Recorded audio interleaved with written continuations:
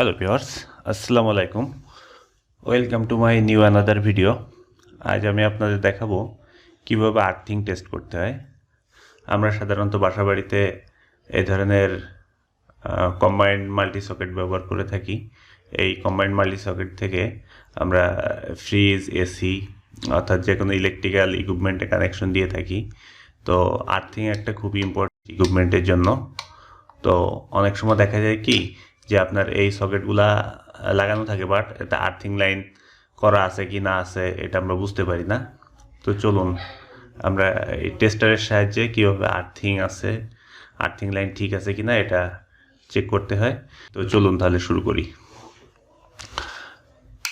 দেখেন, আমি টেস্টার দিয়ে এই পয়েন্টেতে ইলেকট্রিক লাইন আছে, টেস্টার চলতেছে, এই পয়েন্টও আছে, এটা তো আছে, আর এই তিনটা ফেজ লাইন, আর এটা এই তিনটা নিউট্রাল লাইন।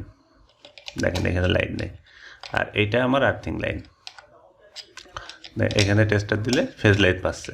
তো এখন আমার এই আর্থিং লাইনটা আছে কিনা এটা কিভাবে দেখব, এটা আমি দেখাবো। এটা একটা টেকনিক, এই টেকনিকে আপনি দেখতে পারবেন যে আর্থিং লাইনটা ঠিক আছে কিনা। টেস্টার দেওয়ার পরে এরকম একটা ছোট তার নেবেন, এরকম একটা তার নিয়ে এখানে আর্থিংয়ের পয়েন্টে ঢুকাই দিবেন, আর অপোজিট মাথা এই টেস্টারের পিছনে এখানে দিবেন। দিলে যদি আপনার এই টেস্টারটা ফুল জ্বলে, হ্যাঁ, এই যে দেখেন ফুললি জ্বলতেছে, আমি হাত দিলেও যেমন জ্বলতেছে, এই তারটা দিলেও ঠিক সেম পাওয়ার আলো দিচ্ছে। যদি এভাবে দেয় তাহলে বুঝবেন যে আপনার আর্থিং লাইন করা আছে, আর্থিং লাইন ঠিক আছে।